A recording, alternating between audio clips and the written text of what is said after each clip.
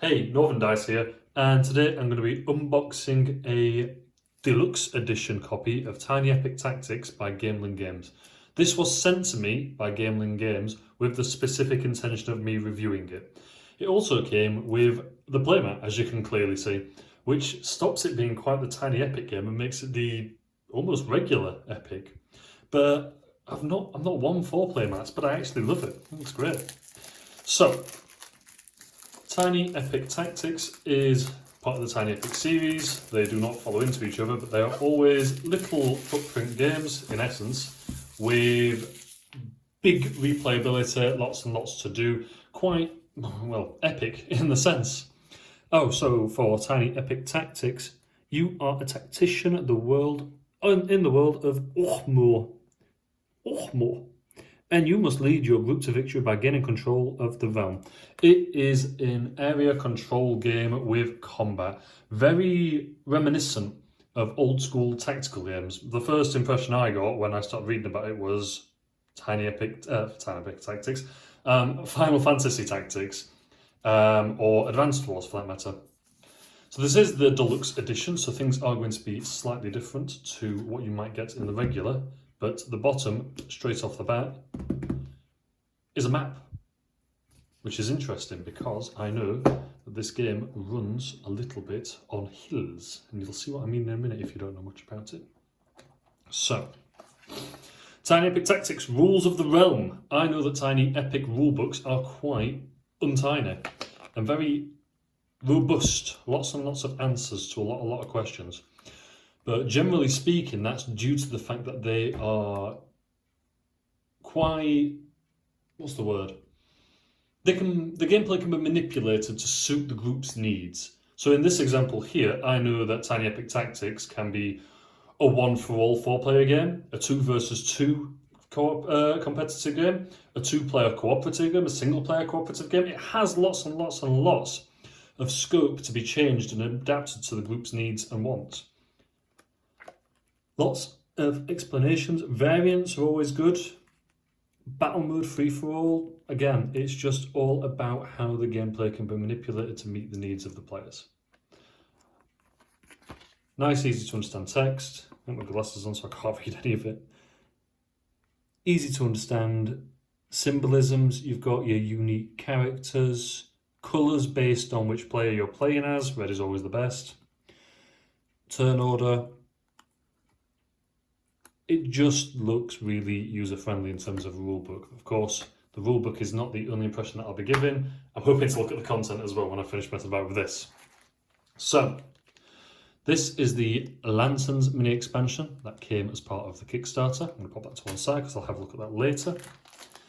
But before that, we've got a baggie full of men. The man baggie, you might even say. Let's get a couple of these lads out and let's have a look at what these guys can do. I'm going to grab the red ones because why ruin the illusion of a bias for colour? So, you have got your tactical operatives right here. The men, the gentlemen, the women, the ladies, the people who are going to traverse this map and no doubt you're going to get them killed. So you've got your wizard, your warrior, the beast and the ranger. And these fall into the stereotypical roles. So your mage is going to, your wizard is going to be a mage, shooting spells. Your warrior is going to be the one shielding, attacking using a sword. Your ranger or rogue is going to be the one hiding on top of hills and shooting at a distance. And your beast is a bit like a berserker, if you will, running in using muscle, I believe. Again, this is relatively half-blind. I have looked into the Kickstarter campaign, but beyond that, haven't looked too much into gameplay. So here we have a goblin looking fellow, which gives me the impression that he is a bad guy. So I'm going to go with, these are your nasties.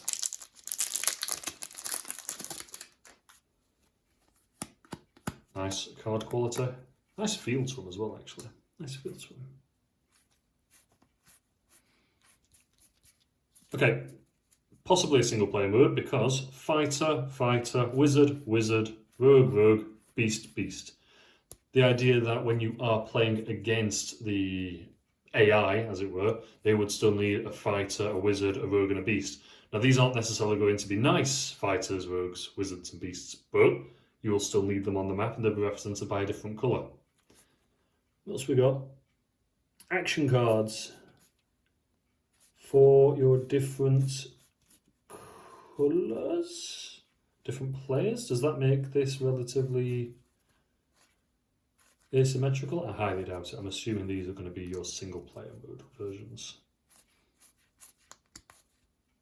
Yeah, solo. It says on it quite clearly, solo. Always check the backs of the card. Rookie error right there. Okie dokie. One thing I've just noticed is that there is somewhat of an insert here. Now, in my experience, the tiny epics don't always have inserts where things fit back in, as it would be. That's not a downplay on them, that's just a case of the box has got so much content packed into it, when you get it out, it's like a sleeping bag, you've got to try and get it all back in after. I know that this is based on the fact it's got the boxes, which everything fits into and it makes the hills, but I think it's really nice in that sense that it does look like it's got somewhat of an insert. And here we have the cloth map, which is nicely finished. Just fits across there on my big game map. And then you've got the boxes that would fit on there. So, probably going to be wrong. You'd have your boys, your fellas, your ladies over there, and they would tactically move across the map. See, I'm dropping the name of the game in, Tactics. And fight against whoever is over here. Now, it would be unusual for them to have not considered elements like... is that double-sided? Oh no, that's different, that's different. Very cool. Not to have considered things like height advantage, or if there was a tunnel, for example, being hidden. Just took that to one side. And these cards, why not? Okay, these cards, we've got Gamelyn. Wonder where they got that name from. Korgak, Luvia, King Glut. Ah, these are your choices of characters for each different person. Just double check, have a look on the back, of course. And I'm assuming enemies. Again, assumptions all around here, because I have looked into this as much as I could look into it without giving too many spoilers in. I want this to be as half blind as usual. But I'm noticing the symbols in the corners, so they're all your fighters. These fellas are your wizards. These chaps are your rogues. And here are your beastie boys. And a solo adventure tracker. And what I would assume is a tracker for the other game modes. Cool. Let's get these out. Ooh, dice. Custom dice. So I know that combat in this game is, of course, dice-based, but there are cards you can use as well to give yourself an advantage, but I think you have to earn them. There's not just here's your deck of cards, use them all at once and waste them. I think certain criteria have to be met in order to activate them and be able to be used.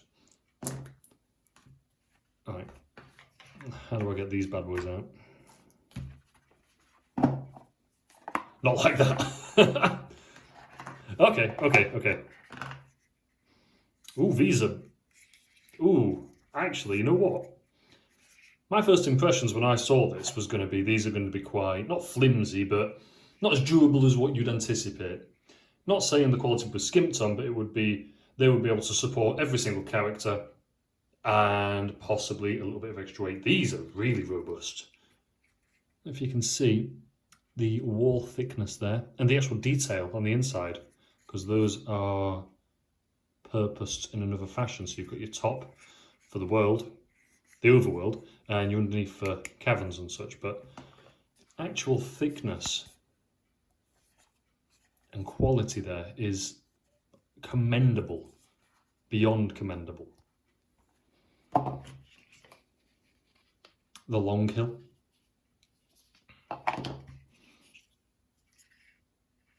And I like the fact they're varying shapes because you could combine them in different orientations. It will all be scenario based, I'd assume, but it's quite cool because it gives you that tangibility to have a go at some other elements as well. Now that is quite a large element to have within. Oh, the sides are decorated as well. Oh, we've got a door, so you can pop in and out. Is that the door to then get in there? Very cool, very, very, very cool. Right, okay, that is a tiny epic adventure on all these. Let's have a look at some of the other tokens actually, just before I finish. Because the other Tiny Epic I remember memorably that I own is Tiny Epic Defenders. And Tiny Epic Quest, apologies. And that had a lot of unique tokens just for the sake of them. A lot of heart-shaped tokens with a heart printed on them rather than a cardboard cutout, which I thought was a really, really nice addition because you could quite easily just have the cardboard and let it be. But having something physical and with a bit of colour, a bit of weight and a bit of decoration to it really made it just that extra bit memorable. So, different colour flag there, let's have that. We've got the classic symbols of a potion, a heart, I'm assuming that's a shoe sideways, but when I turn it that way, it's a green carrot, whichever flavour you fancy. Communication token. And flags. Is that to say I'm down? Is that to indicate a downed character? Don't know. Awesome. That is actually really cool. I'm really impressed by the quality on this. I know that Gamelyn always pull it out of the bag with their Tiny Epic games, but this one has really knocked me back because I was expecting much thinner quality on the cardboard. Not to say it was going to be poor quality, but you get what I'm saying. As always, the minis, the little tokens are always fantastic. And the detail on the cards, symbolisms and such, just nice and easy to understand. Always get the tokens around the outside to track health and such.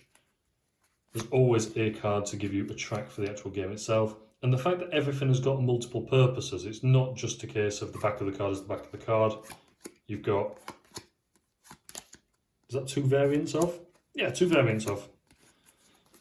And all of these, again, can be turned the other way around because then you've got a hill, or is it a cave? Who knows? What about the inside of this? It's just nicely decorated with an advertisement for the expansions. Cool, very, very cool. I'm not going to look at the Lanterns expansion because I'm not entirely certain whether that comes in the standard, but this is the deluxe version that I've got. I don't know what to say beyond that. I've always got to that point. Right, thank you ever so much for sticking around for this long. I shall catch you next time.